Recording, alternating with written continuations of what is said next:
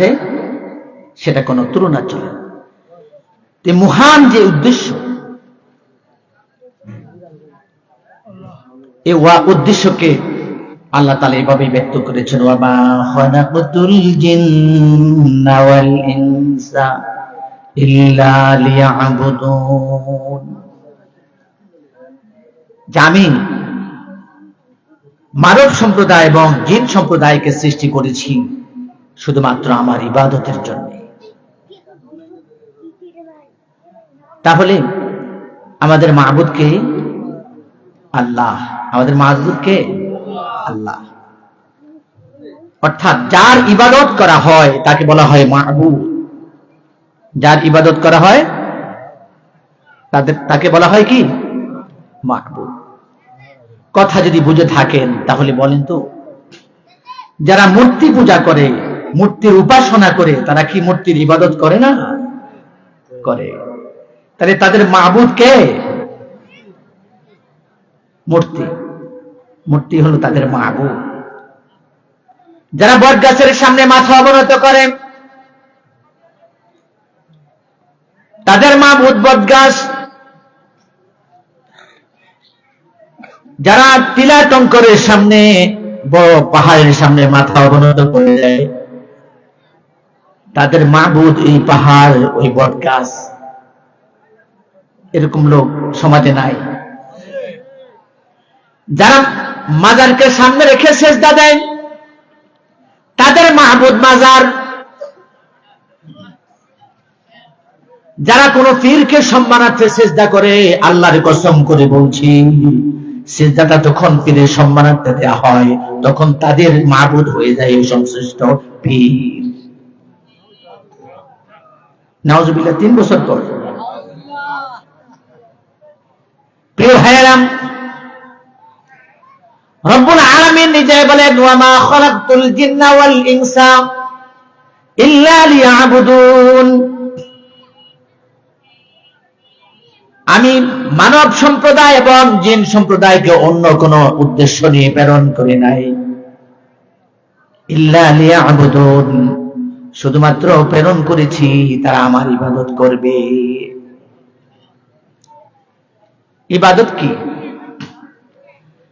প্রিয় ভাইয়েরা, আপনারা দেখতে পাচ্ছেন এটা হলো মাইক্রোফোন। মাইক্রোফোন যেখানে ফিট করা হয়েছে সেটার নাম হলো স্ট্যান্ড। মাইক্রোফোনের সাথে একটা কানেকশন আছে, এটার নাম হলো তার। তারের সংশ্লিষ্টতা হলো মেশিনের সাথে। মেশিনের সাথে আরেকটা সংযোগ দেওয়া হয়েছে, সেটার নাম ব্যাটারি। আছে না নেই?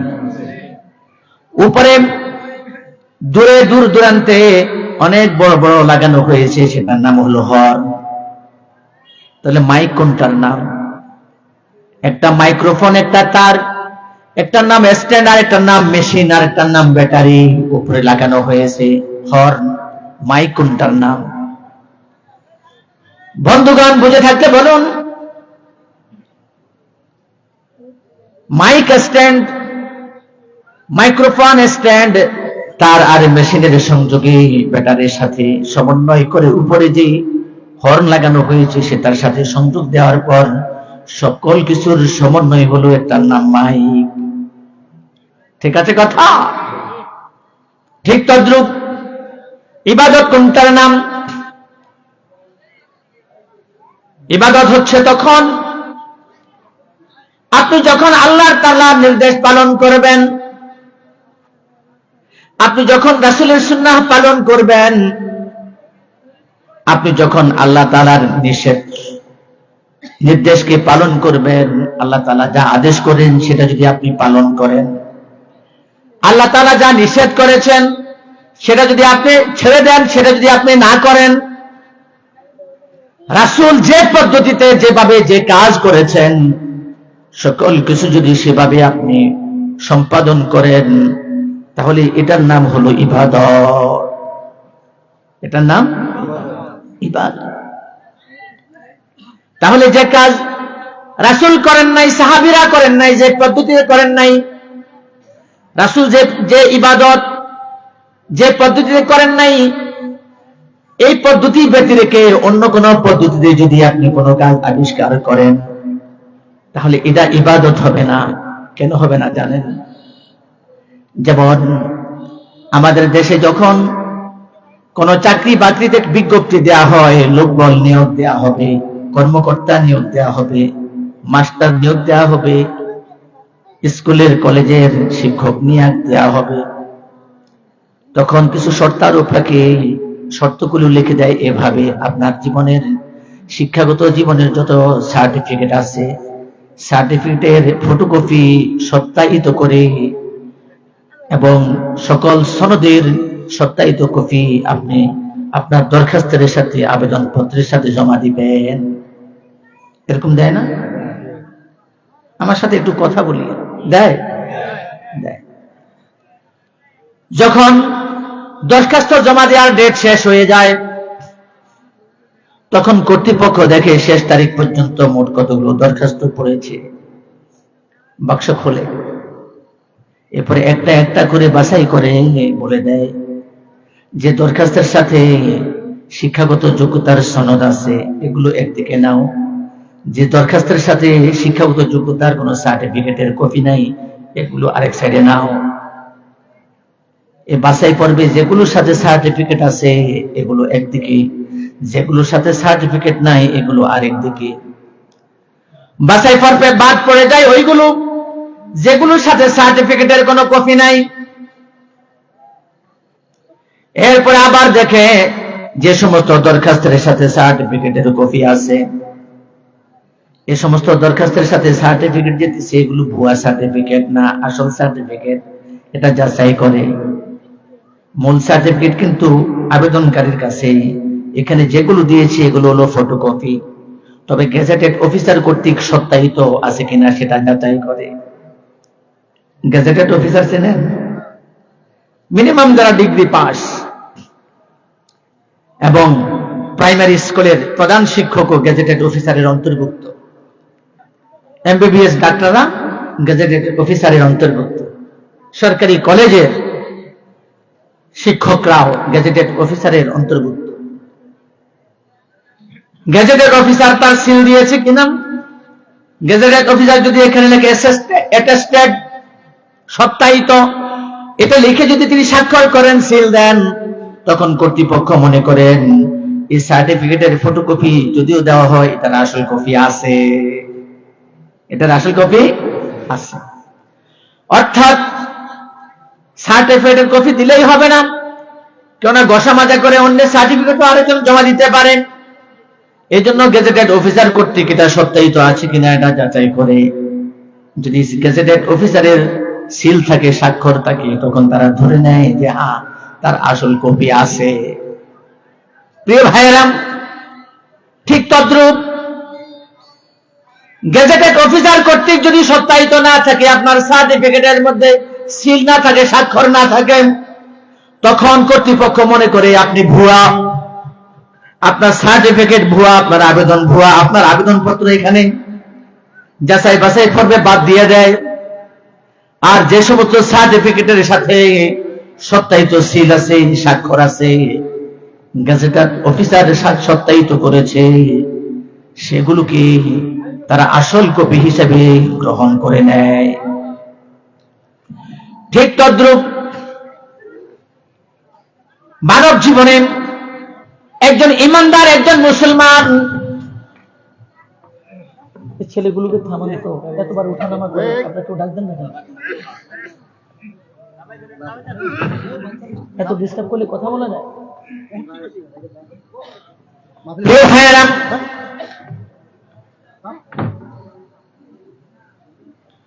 প্রিয় ভাইয়েরা, সাধারণত চাকরি জীবনে, দুনিয়াবীর জিন্দেগিতে আপনার আবেদনপত্র গ্রহণ করা হয় না যদি আপনার আবেদনপত্রের সাথে আপনার সার্টিফিকেটের কপিগুলোতে স্বাক্ষর না থাকে, সত্যায়িত সিল না থাকে। গ্রহণ করে কর্তৃপক্ষ মনে করে এটা আপনার ভুয়া সার্টিফিকেট।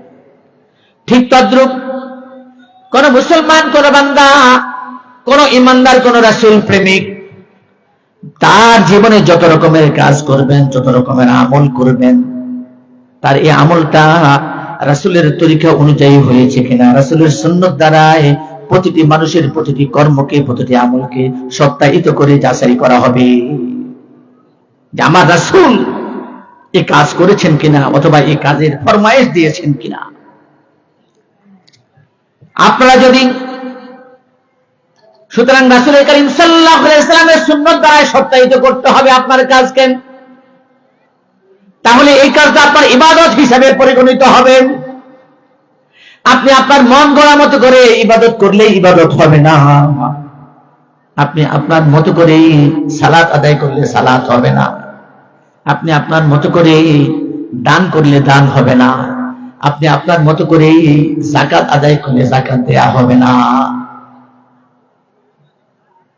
যাকাত দেওয়ার সিস্টেম আছে না নাই? নামাজের কিছু সুনির্দিষ্ট পদ্ধতি আছে না নাই? আছে। সুতরাং রাসূল করিম সাল্লাল্লাহু আলাইহি ওয়াসাল্লাম যে তরিকায় নামাজ শিক্ষা দিয়েছেন, এই তরিকায় নামাজ পড়তে হবে। আমরা অস্থির হয়ে যাই মসজিদে আসলেন, ইমাম সাহেব এত দেরি করে কেন? 7:45 নামাজ, 8:50 বেজে গেছে, 7:50 বেজে গেছে, এখনো নামাজ শুরু হয় না কেন? ইমাম সাহেব মসজিদে শুক্রবার এত লম্বা ওয়াজ করে কেন? আমরা ডায়াবেটিসের রোগী, আমাদের হাই প্রেসার, আমাদের লো প্রেসার, এত লম্বা কেরাত পড়ে কেন? অভিযোগ আছে না নাই? আছে। অর্থাৎ যখন তিনি মসজিদে আসেন তখন তার সময়ের অনেক বেশি দাম। যিনি লম্বা ওয়াজ শুনতে চান না, একটা মাসলা মাসাইল শিখতে চান না, একটা জিনিস বুঝতে চান না, ইমাম সাহেব মসজিদের খুতবায়, জুমার আলোচনায় কি কথা বলেন? কোরআনের কথা বলেন, রাসূলের কথা বলেন, আখিরাতের কথা বলেন, আপনার জীবন কিভাবে সুন্দর হতে পারে সেই কথা বলেন। এই কথাগুলো শোনার আপনার জন্য টাইম নাই, খালি আপনি বারবার করে দিকে তাকান। আছে না নাই? আছে।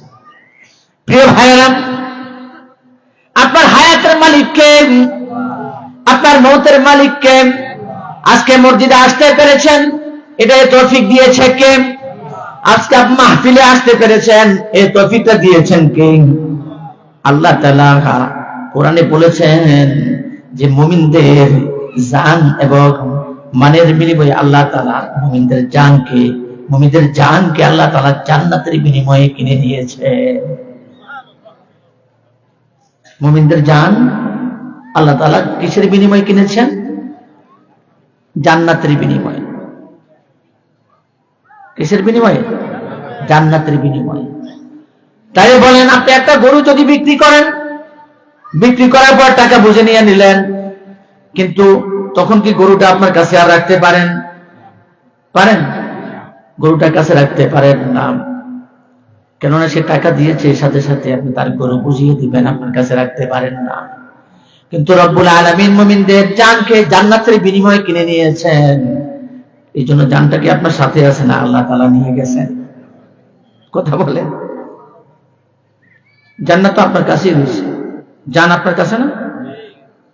আল্লাহকে নিয়ে নিয়েছে, কিন্তু আপনার জান তো আল্লাহ তাআলা জান্নাতের বিনিময়ে কিনে নিয়েছে। তাহলে এতে বোঝা যায় কি, আল্লাহ তাআলা আপনার যে হায়াত দিয়েছেন, যে জান দিয়েছেন, এটা এই মুহূর্তে আপনার কাছে আছেন, তার মানে রব্বুল আলামিন আপনার কাছে এটা আমানত রেখেছেন। কি রেখেছেন? আমানত রেখেছেন। আপনি আমানতের হেফাজত করেন কিনা, এটা আল্লাহ তাআলা আপনাকে পরীক্ষা করেন। যে হায়াত দিয়েছেন, এই হায়াত আপনার কাছে আমানত, আপনার কাছে আমানত। আজকে মোবাইল ফোনে যদি আপনি 50 টাকা ব্যালেন্স নেন, এই টাকাটা আপনি আর বের করতে পারেন না, পারেন? এই টাকাটা আপনি আর বের করতে পারেন না। তবে মোবাইল ফোনে 50 টাকা ব্যালেন্স নেওয়ার পর আপনি এটা দুই কাজে খরচ করতে পারেন।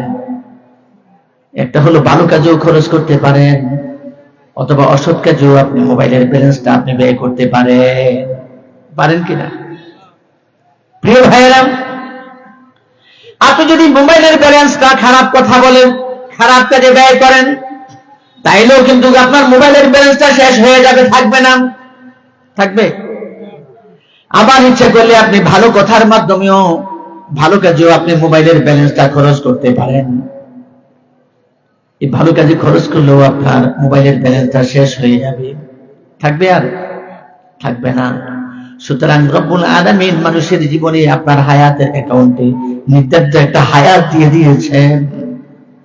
এই হায়াতটা আপনি কোন কাজে ব্যয় করবেন, রব্বুল আলামিন দুইটা রাস্তা দিয়েছেন, যে দুই রাস্তার যে কোনো একটা রাস্তায় আপনি ব্যয় করতে পারেন। লাইন কয়টা? এটা হলো সিরাতুল মুস্তাকিম, জান্নাতের পথ। এটা হলো সিরাতুশ শাইতান, শয়তানের রাস্তা। প্রিয় ভাইয়েরা, মানুষের হায়াতের অ্যাকাউন্টে নির্ধারিত হায়াত রব্বুল আলামিন দিয়েছেন। এই হায়াত যদি আপনি ভালো কাজে ব্যয় করতে চান তাও পারেন, এই হায়াত যদি আপনি খারাপ কাজে ব্যয় করতে চান তাতেও আপনি কোনো সমস্যা নাই, আপনি ব্যয় করতে পারেন। কিন্তু মনে রাখা দরকার, রব্বুল আলামিন বলেছেন, ওয়ামা খালাকুতুল জিন্না ওয়াল ইনসা ইল্লা লিয়াবুদুন। গলাটা বসে গেছে, সারা রাত্র ঘুমাচ্ছিলাম, সিলেট থেকে আসার সময় ঘুমাতে পারি। মৌলভীবাজারে মাহফিল ছিল। প্রিয় ভাইয়েরা, তাহলে আপনার হায়াতটা আপনি ইচ্ছা করলে সিরাতুল মুস্তাকিম, জান্নাতের পথেও ব্যয় করতে পারেন, সহজ সরল পথেও ব্যয় করতে পারেন। সহজ সরল পথটাই হলো ইসলামের পথ, রাসূলের পথ। আল্লাহ তাআলা যে পথে আপনাদেরকে জান্নাতে ডাকেন সেটাই হলো সিরাতুল মুস্তাকিম। আল্লাহু আকবার।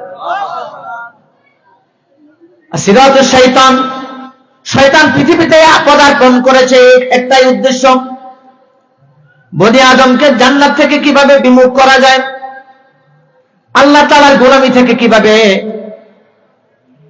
মানুষকে বিপদগামী করা যায়, এটাই হলো শয়তানের কাজ। সুতরাং যখন দেখবেন কোন মানুষ পাপ কাজে লিপ্ত হয়েছে, তখন সে 100% শয়তানের মুরিদ, শয়তানের মুরিদ। দেখবেন আপনি আজান হলো, আল্লাহু আকবার, আল্লাহু আকবার, মুয়াজ্জিন আজান দিলেন, আপনি মসজিদের উদ্দেশ্যে রওনা করলেন, আপনি বললেন, ভাই চলেন আমার সাথে মসজিদে চলেন, কিছুক্ষণের মধ্যে জামাত অনুষ্ঠিত হয়ে যাবে। তিনি জবাব দিলেন যে আপনি তো শরীয়তপন্থী মানুষ, আমরা হইলাম মারফতি লাইনের লোক, আপনি আপনার নামাজে যান, আমরা যারা মারফতি লাইনের লোক আমাদের নামাজ পড়া লাগে না। নাউজুবিল্লাহ বলবেন না, এরকম লোক নাই? আমরা হলাম, আপনারা তো শরীয়তপন্থী, শরীয়তপন্থীদেরকেই নামাজ পড়তে হয়, আমরা হলাম মারফতি লোক, আমাদের ডাইরেক্ট কানেকশন। কানেকশন কি? ডাইরেক্ট, তার সারা কানেকশন। বুঝেন না? এরকম লোক নাই? প্রিয় ভাই, সালাত লিখতে কয়টা অক্ষর লাগে? আরবিতে 5টা অক্ষর। কয়টা? 5টা অক্ষর লাগে। আরবিতে মারিফাত লিখতেও 5টা অক্ষর লাগে। কয়টা? সালাত লিখতেও 5টা অক্ষর, আরবিতে মারিফত লিখতেও 5টা অক্ষর। আবার কিছু লোক আছে, আপনি যদি বলেন ভাই আসেন নামাজে আসেন, তখন বলে আমরা হাকিকতপন্থী লোক, হাকিকতপন্থীদেরকে নামাজ পড়তে হয় না, যারা শরীয়তপন্থী তাদেরকে নামাজ পড়তে হয়, তুমি যাও, নামাজ তোমার কাজ, আমার কাজ নয়। তাহলে পাইলাম কি? মারিফতপন্থী আর হাকিকতপন্থী। প্রিয় ভাইরা, আবার কিছু মানুষ আছে, তাদেরকে বলা হয় আসেন ভাই নামাজে আসেন, আমরা তরিকত লাইনের লোক, আমাদের তরিকত অনুযায়ী যদি আমরা চলে নামাজ পড়া লাগে না। নাউজুবিল্লাহ। তরিকত লিখতেও আরবিতে 5টা অক্ষর লাগে। কয়টা অক্ষর? 5টা অক্ষর। ও হাকিকতপন্থীরা, ও মারিফতপন্থীরা, ও তরিকতপন্থীরা, 5 অক্ষরের সালাত, 5 ওয়াক্ত সালাত, 5 অক্ষরের সালাত, 5 ওয়াক্ত সালাত ছাড়া হাকিকতপন্থী হওয়া যায় না। 5 ওয়াক্ত 5 অক্ষরের সালাত ছাড়া মারিফতপন্থী হওয়া যায় না। 5 অক্ষরের সালাত ছাড়া তরিকতপন্থী হওয়া যায় না। সুতরাং যদি কেউ বলে আমি তরিকতপন্থী, 5 অক্ষরের সালাত ছাড়া তরিকতপন্থী হওয়া যায় না। যদি কেউ বলে আমি শরীয়তপন্থী, 5 অক্ষরের সালাত ছাড়া শরীয়তপন্থী হওয়া যায় না। যদি কেউ বলে আমি মারিফতপন্থী, তাহলে 5 অক্ষরের সালাত ছাড়া মারিফতপন্থী হওয়া যায় না। সুতরাং সালাত ছাড়া কখনো মুসলিম হওয়া সম্ভব নয়। সালাত ছাড়া মুসলিম হওয়া সম্ভব নয়। আল্লাহ রাসূল এক হাদিসে বলেছেন যে মুমিন আর কাফের মধ্যে পার্থক্য হচ্ছে এতটুকু, যে রাসূল কারীম সাল্লাল্লাহু আলাইহি ওয়াসাল্লাম বলেন মুসলিম নামাজ আদায় করে, সালাত আদায় করে, আর কাফের সালাত আদায় করে না। সুতরাং সালাত ছাড়া পার পাবার কোন সুযোগ আছে?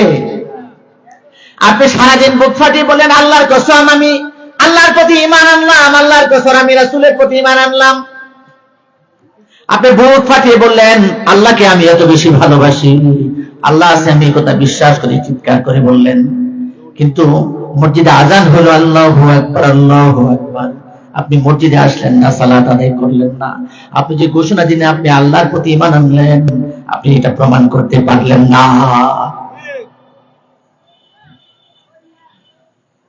আবার দেখবেন 5 ওয়াক্ত সালাত সুন্দরভাবেই পড়েন, সিজদা দিতে দিতে কপালে দাগ লাগিয়েছেন, তাহাজ্জুদ মিস হয় না, কিন্তু সুদের লেনদেন ঠিক, ঘুষের লেনদেন ঠিক, মাজারে যাওয়াও ঠিক, মাজারে সিজদা দেওয়াও ঠিক, গাউস কুতুবকে আল্লাহ মানেন, আছে না নাই? সুদের লেনদেন ঠিক, ঘুষের লেনদেন দেওয়া ঠিক, মিথ্যা সাক্ষ্য দেয় গাড়ি আমার ছিল অনেক লম্বা, আছে না নাই? মসজিদে প্রথম কাতারে নামাজ পড়ে তাদের আশা ভরসা এই ধরনের, তারা চিন্তা করে এইভাবে যে আল্লাহ তো গফফারুজ যুনুব, আল্লাহ তাআলা গুনাহ মাফ করে দেবেন, সুতরাং নামাজ পড়ার মালিক আমি, নামাজ পড়ি, সুদ খাওয়ার মালিক আমি, আমি সুদও খাই। নামাজ পড়ার মালিক নামাজও পড়ি, ঘুষ দেওয়ার মালিক ঘুষও দেই। প্রিয় ভাইরা,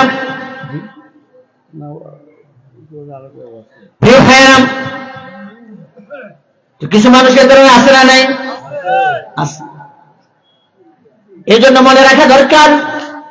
আবার দেখবেন কিছু মানুষ নামাজ পড়ে ঠিক, কিন্তু অসৎ কাজ করে, খারাপ কাজ করে, অপরাধ কাজ করে, আছে না নাই? আছে। কারণটা কি? রব্বুল আলামিন কুরআনুল কারীমের মধ্যে বলেন ইন্নাস সালাতা তানহা আনিল ফাহশাই ওয়াল মুনকার। রব্বুল আলামিন কুরআনুল কারীমের মধ্যে বলেন ইন্নাস সালাতা তানহা আনিল ফাহশাই ওয়াল মুনকার, নিশ্চয় নামাজ মানুষকে পাপ কাজ, অশ্লীল কাজ থেকে দূরে রাখে।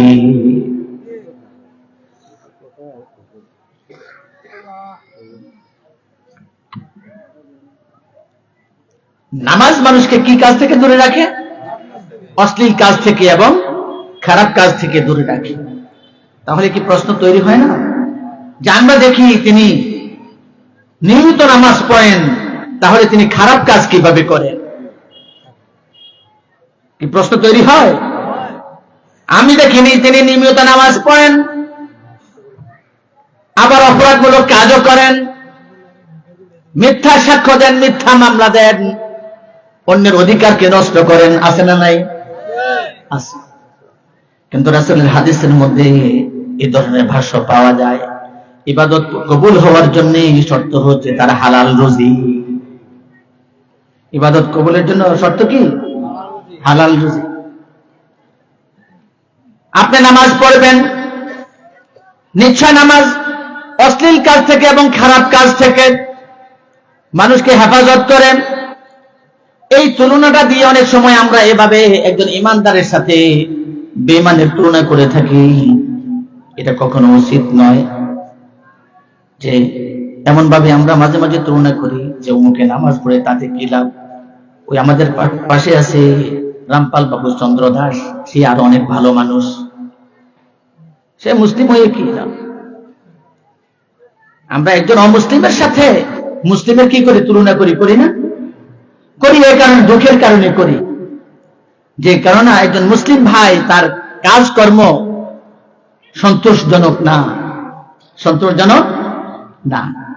এই কারণে আমরা কি করি মাঝে মাঝে যে অমুক লোক তো ভালো, উনি ভিন্ন ধর্মের লোক, তিনি তো কারো হক মারেন না, কারো উপরে জুলুম করেন না, কিন্তু মুসলিম হয়েও করে, তো তার সাথে তো ওই লোকটাই ভালো।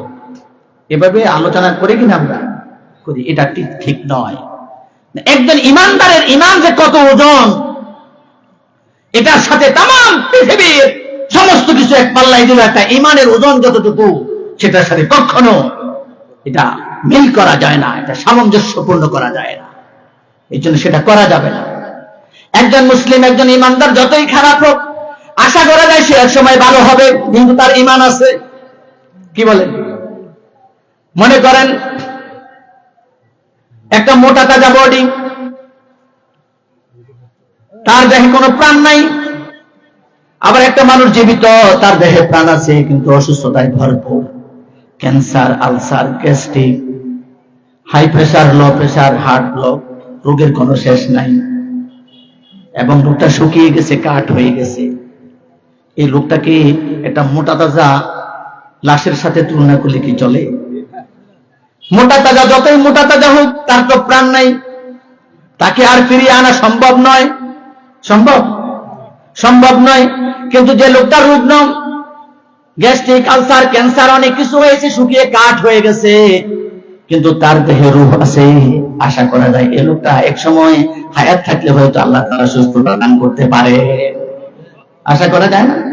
ঠিক তদ্রুপ যে লোকের ঈমান আছে, এই লোকটা যতই খারাপ হোক, যতই চোর হোক, বাটপার হোক, যতই জালেম হোক, যতই অপরাধী হোক, যেহেতু সে ঈমানদার, সে নিজেকে মুসলিম হিসাবে স্বীকার করে, ঈমানদার হিসাবে স্বীকার করে, আল্লাহ আছে একথা বিশ্বাস করে, আখিরাতে তার জবাবদিহিতা আছে একথা বিশ্বাস করেন, যতই খারাপ কাজ করুক, আশা করা যায় এই লোকটা এক সময় ভালো হতে পারে, আল্লাহ তাআলা যদি তাকে তওবা করার সুযোগ দেন।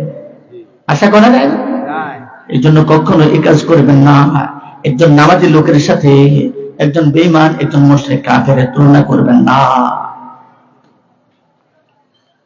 এরকম খুঁটিনাটি অনেক বিষয় আছে, এগুলো আমাদেরকে জানা খুবই জরুরি।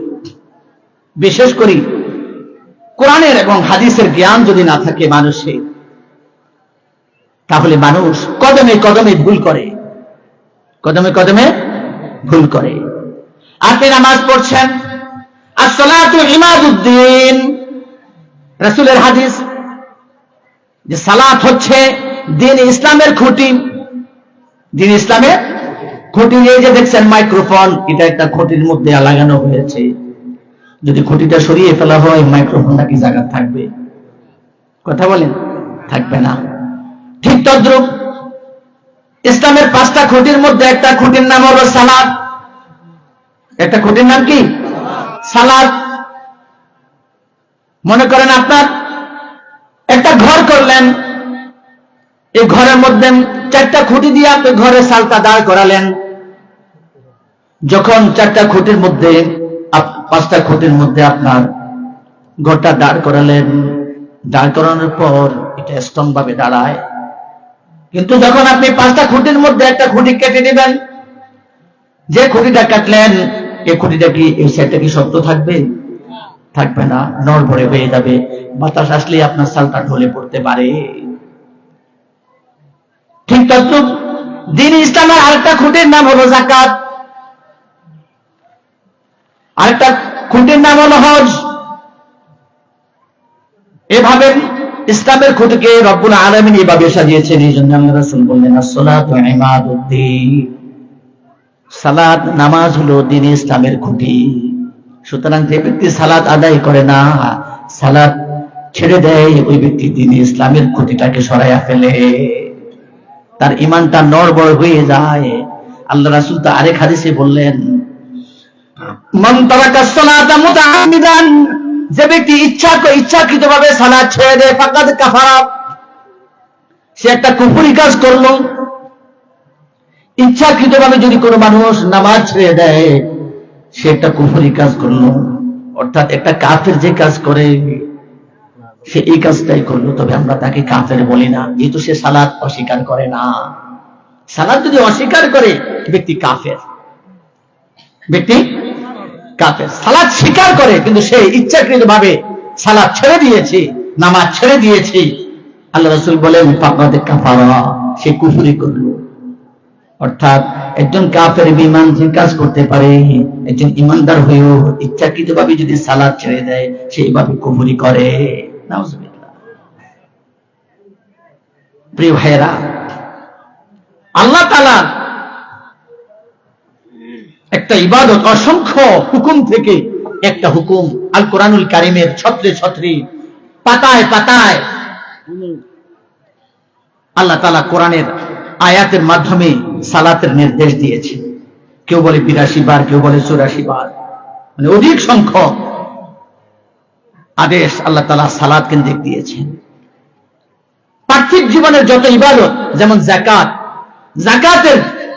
যাকাতের মতো ইবাদত যদি আপনি করতে হয় তাহলে দেখা যায় আপনাকে ধনী হওয়া লাগে, আপনার পর্যাপ্ত পরিমাণ সম্পদ, নেশাব পরিমাণ সম্পদ থাকতে হয়, এবং 1 বছর ব্যক্তির মালিকানা এই সম্পদ অতিক্রম করতে হয়, তাহলে বছর শেষে এসে শতকরা 2.5 টাকা হারে যাকাত দেয়।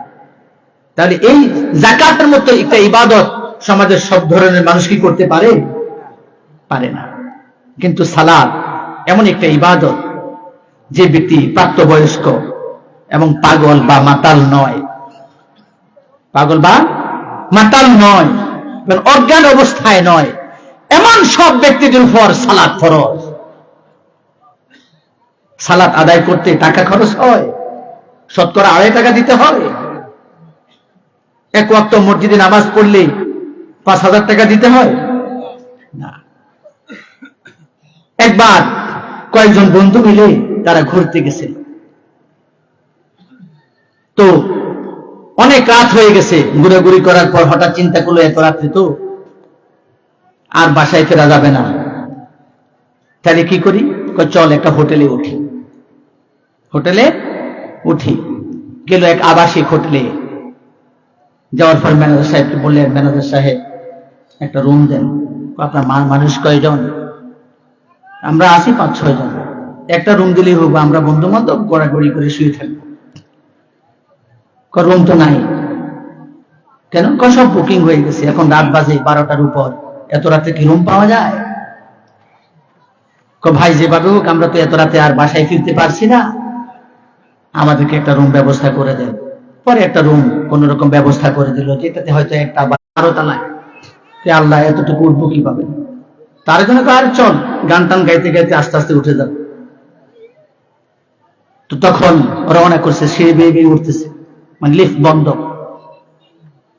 তো কয়েকটা সিঁড়ি উঠার পর, কয়েক তলা উঠার পরে তাদের মধ্যে একজন বলল, এই চাবি নিয়ে এসো কিনা? আমি তো সেটাই বলতে চেয়েছিলাম, কিন্তু আমাকে তো তুমি বলতে দাওনি।